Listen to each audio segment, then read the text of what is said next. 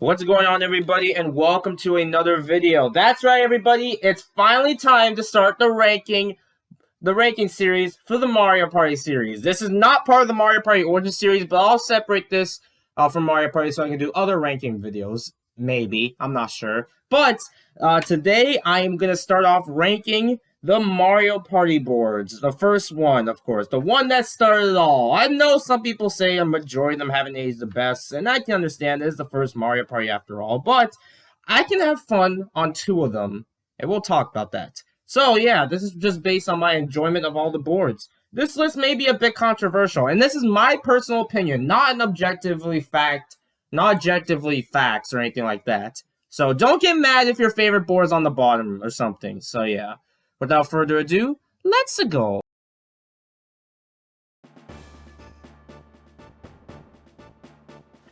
Alright, starting at number 8 is the worst board in my opinion, Bowser's Magma Mountain. So the concept of this board is that Bowser obviously is involved, and the whole area can be surrounded by red spaces from Bowser event, and you get the star normally just by your standard board.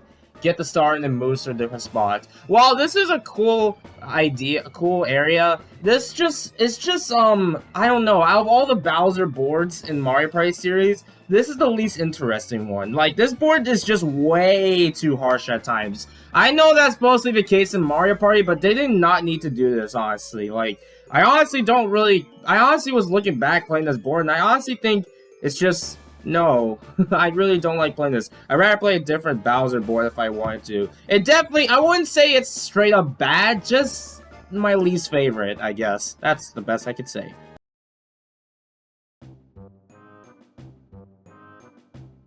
Alright, number 7 placement. Yep, it's Wario's Battle Cannon. While the concept of this track and the design is cooler compared to most of the characters' boards, honestly, playing on it sucks. I never was a fan of boards that you just stay on one area and work to another just from some event. We'll get to that later.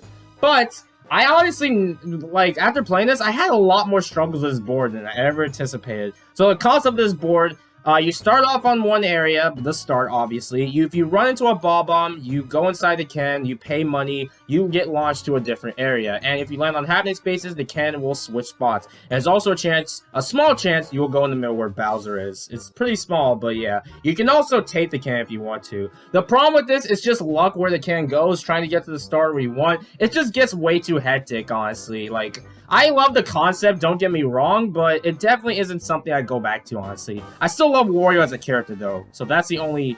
I'll give it bonus points, just because it's freaking Wario. We all love him.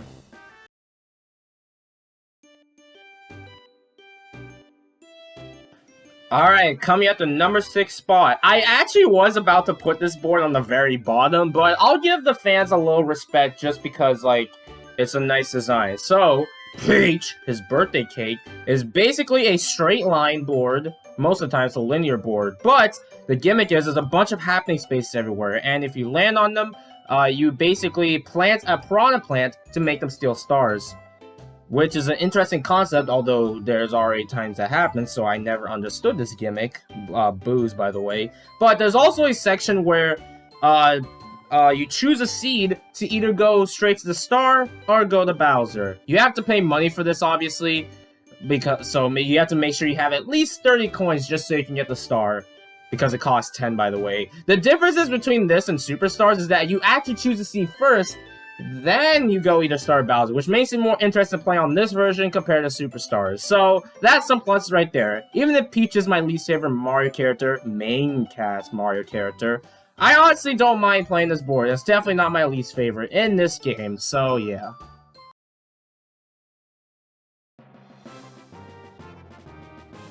Next up at number 5 is the Eternal Star. The whole star is broken to pieces. It's up to Mario in the game to fix it all back together by collecting stars from Baby Bowser. Not Koopa Kid, by the way.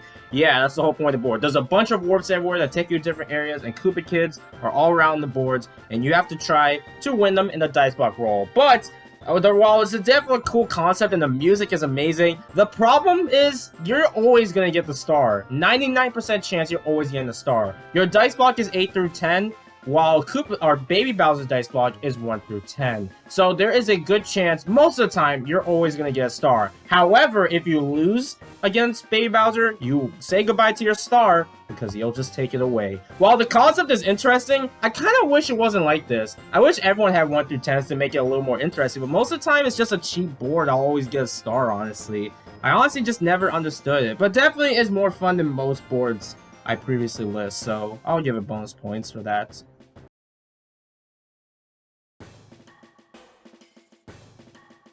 Alright, coming at the number 4 spot, it is Luigi's Engine Room. I've honestly seen a lot of people rank this board so low. Man, Luigi's getting the disrespect again. But I honestly don't mind playing on it, to be honest. This board is similar to Woody Woods from Mario Party 3. Every turn, the doors will switch spots to make you go in different directions. So in the context, it's basically Woody Woods. You can pay, obviously, to switch the doors if you want to.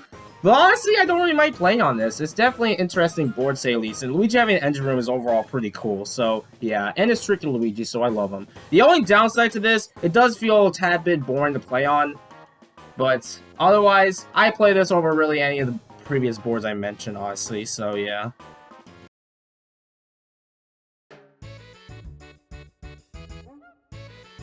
Alright, and number 3 is the board that almost everyone hates, but I don't mind playing on it. Yoshi's Tropical Island. The gimmick of this board, if you remember, you probably play this, definitely, in Mario Party Superstars. The whole concept of the board is one side has the star, the other side has Bowser. You land on Happy Space, they switch spots. There's basically 2 islands, you have to use thwomps to make sure, you gotta pay money with the thwomps, and just get the star. It always stays, the spots will always stay unless you let it happen in space. I know some people aren't a fan of this board. I honestly don't mind playing on it. It isn't amazing or anything like that, but I honestly can have a fun time. And the switch, and the stars and the star and Bowser switching spots just makes it more fun in my opinion. And I might be one of those guys. I don't know. I had a hard time ranking these Mario Party 1 boards, so I rank this a little higher because I really do not mind playing on this board. It just makes it fun in my opinion.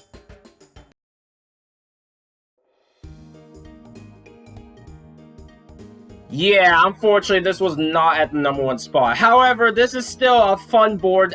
These 2 boards I can call the one we're going to talk about after this one. These are the only 2 boards I can call amazing, in my opinion, in this game. First off, we have is Mario's Rainbow Castle. This is the smallest board in the entire game. Few spaces, at least. But, it's a nice background, a little bit reference to Mario 64. Not really. Well, I guess sort of is, but still. It's basically similar to, I have to think of the board, hold up. Because I'm trying to think of the board. I guess not Centipede's Birdcage, I'm trying to think, but otherwise, basically, it's sort of the gimmick of Yoshi's Tropical Island, but a little bit more different. You have to when you get to the castle, you either get a star, or you get Bowser where you lose coins. And after that, you go back to the beginning. The only reason why this is higher, the music is such a charming time to listen to, it's overall a beautiful area. And I honestly loved playing on this board, so yeah, that's why it's my second favorite. So yeah.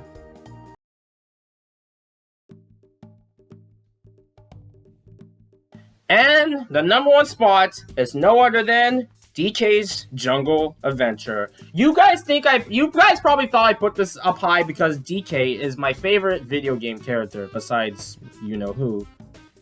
I didn't. That's not the only reason. So many people rate this board so low, but I'm probably in the minority who actually likes it. And that's probably because I'm a DK fan, but I also just love the concept. The nice chill music, the overall jungle boards are always nice to play on. And honestly, I just love the basic concept of the boards, honestly. It does feel like you'll go around in circles, but otherwise, it's just a nice, simple board I love to play on. This is the only board, plus Mario's Rainbow Castle, I play on the most, to be honest. And I wish this one came back in Mario Party Superstars, so yeah, I would have preferred this over literally any board, honestly. So yeah. And that's my ranking for Mario Party 1. Sometime soon, I'm gonna do Mario Party 2. I don't know if this will be a monthly thing or something like that.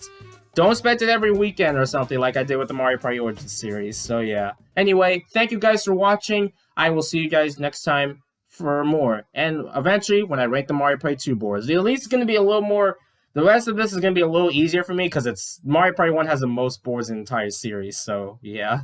Unless you count Star Rush and 10 for Mario Party. I'll talk about that later. Anyway, thanks for watching. See you next time for more. Later, folks.